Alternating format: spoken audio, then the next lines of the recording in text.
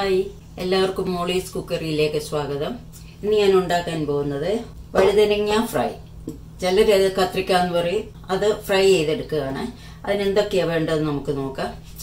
ഞാൻ എടുത്തിരിക്കുന്ന ഒരു വലിയ വഴുതനങ്ങയാണ്. ചെറുതായാലും മതി.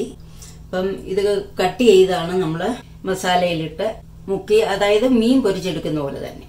അപ്പം നമുക്ക് ഇതിനുള്ള കൂട്ട് തയ്യാറാക്കാം.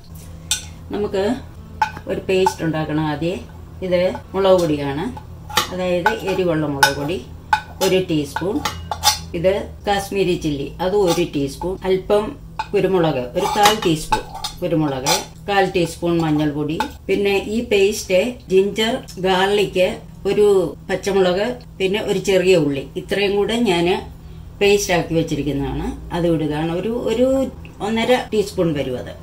അപ്പം എന്നിട്ട് ഇതിനകത്തോട്ട് നമുക്ക് ആവശ്യത്തിന് ഉപ്പ്, ഓരോരുത്തരുടെ ടേസ്റ്റ് അനുസരിച്ച് ഉപ്പിടണം.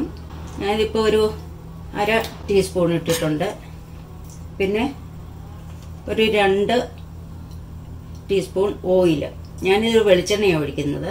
ഏത് ഓയിൽ വേണമെങ്കിലും അവരവർക്ക് ഇഷ്ടമുള്ളത്. എന്നിട്ട് നമുക്കിതൊന്ന് പേസ്റ്റ് ആക്കണം. ഞാനിത് പേസ്റ്റ് ആയിട്ട് വെച്ചിട്ടുണ്ട്. ഇപ്പം ഞാൻ ഇതിനകത്ത് വെള്ളമൊന്നും ചേർത്തിട്ടില്ല.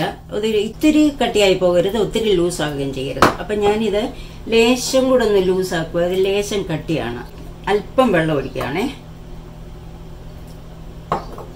ഒന്ന് ഇളക്കി നോക്കുക. അല്പം കൂടെ വേണം. കുറേശ്ശെ വെള്ളം ഒഴിച്ച് അതിൻ്റെ ഒരു പാകം വരുന്നവരെ.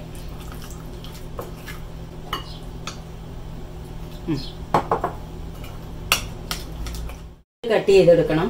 അതിന് വേണ്ടിയിട്ട് ഞാൻ ഈ സൈഡിലെ അങ്ങ് കട്ട് ചെയ്തങ്ങ് മാറ്റുകയാണ്, 2 സൈഡും. ഓക്കെ, അത് മാറ്റി വെച്ചു. എന്നിട്ട് നമ്മൾ ഈ ഒരു പാകത്തിൽ ഒത്തിരി അങ്ങ് നൈസാകരുത്, ഒത്തിരി അങ്ങ് തിക്കാകുകയും ചെയ്യരുത്. ആ രീതിയിൽ കട്ട് ചെയ്ത് വെക്കുക.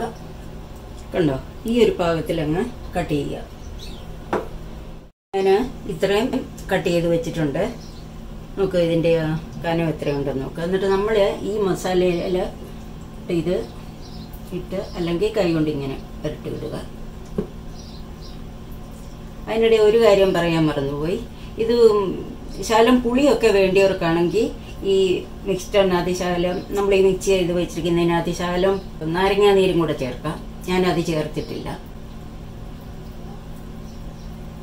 ഇങ്ങനെ അങ്ങ് പുരട്ടിയിട്ട് മാറ്റി വെക്കുക. ഇപ്പം ഞാനിത് എല്ലാം ഇത്രയും കഷ്ണങ്ങൾ മസാല പുരട്ടി വെച്ചിട്ടുണ്ട്. അപ്പോൾ ഒരു 10-15 മിനിറ്റ് ഇതൊന്ന് മാഗ്നേറ്റ് ചെയ്ത് വെക്കുക. അപ്പോൾ ഒരു അടപ്പെടുത്ത് അടച്ചു വെക്കുക. അപ്പോൾ 15 മിനിറ്റ് കഴിഞ്ഞു. നമുക്കിനി ഇത് ഫ്രൈ ചെയ്തെടുക്കണം. ഞാനൊരു പാൻ ചൂടാക്കാൻ വെച്ചിട്ടുണ്ട്. അല്പം കൂടെ ചൂടാകാനുണ്ട്. ഓയിൽ ഒഴിച്ചു കൊടുക്കണം. ഞാൻ വെജിറ്റബിൾ ഓയിലാണ് എടുക്കുന്നത്, ഇഷ്ടമുള്ളത്. ഇത് ഷാലോ ഫ്രൈ ആണ്, ഡീപ് ഫ്രൈ അല്ല. അപ്പോൾ കുറച്ച് ഓയിൽ ഒഴിച്ചാൽ മതി. ഓയിൽ ചൂടായിട്ടുണ്ട്. ഇപ്പം നമ്മൾ ഓരോന്നോരോന്നായിട്ട് ഫ്രൈ ചെയ്യാൻ അതിലോട്ട് ഇട്ട് കൊടുക്കുക. നിങ്ങളുടെ ചെറിയ വഴുതനങ്ങ ആയിരിക്കുന്നെങ്കിൽ കുഴപ്പമില്ല. അതും ഇങ്ങനെ ഒന്നില്ല ഇങ്ങനെ റൗണ്ടായിട്ട് തന്നെ, അല്ലെങ്കിൽ നെടുക ഇങ്ങനെ കീറിയിട്ട് അത് ഇട്ടാൽ മതി.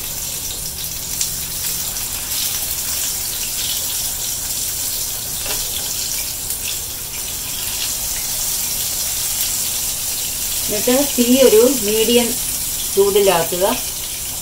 അകം കൂടെ വേകണം, നന്നായിട്ട് ഫ്രൈ ആയി വരികയും വേണം. അതിന് വേണ്ടിയിട്ട് ഇപ്പം ഞാനിത് ഇട്ടിട്ട് ഒരു 2 മിനിറ്റ് ആയിട്ടുണ്ട്.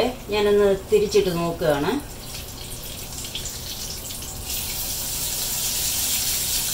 എല്ലാം ഒന്ന് തിരിച്ചിടുക. 2 സൈഡും മുരിയാൻ വേണ്ടിയിട്ടാണ്. ഈ സൈഡും ഒന്ന് മുരിയത്തതുപോലെ. ഇതൊന്നുകൂടെ തിരിച്ചിടേണ്ടി വരും, കാരണം അധികം മുരിഞ്ഞിട്ടില്ല. 2 മിനിറ്റ് കഴിഞ്ഞു. ഇത് വീണ്ടും ഒന്നുകൂടെ ഒന്ന് തിരിച്ചിട്ട് നോക്കുക. ചെറിയതാണെങ്കിൽ, ചെറിയ വഴുതനങ്ങ നമ്മൾ എടുക്കുന്നെങ്കിൽ ഇത്രയും സമയം വേണ്ടി വരത്തില്ല. കുറെ കൂടെ പെട്ടെന്ന് മൂത്ത് കിട്ടുവേ.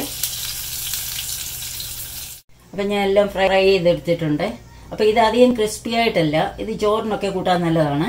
അപ്പം നമുക്ക് കുറെ കൂടെ ക്രിസ്പി ആയിട്ട് വേണമെന്നുണ്ടെങ്കിൽ നമ്മൾ ആ മസാലക്കൂട്ട് ഉണ്ടാക്കുന്നതിനകത്ത് 1 ടീസ്പൂൺ കോൺഫ്ലവറും കൂടി ഇട്ടിട്ട് നന്നായിട്ട് മിക്സ് ചെയ്തിട്ട് ഇതുപോലെ ഒന്ന് പുരട്ടി ഫ്രൈ ചെയ്തെടുക്കുക. അങ്ങനെ കുറെ കൂടെ ക്രിസ്പി ആയിട്ട് കിട്ടും. അപ്പോൾ വേണമെങ്കിൽ 4 മണി പലഹാരമായിട്ടൊക്കെ നമുക്ക് ഉപയോഗിക്കാം.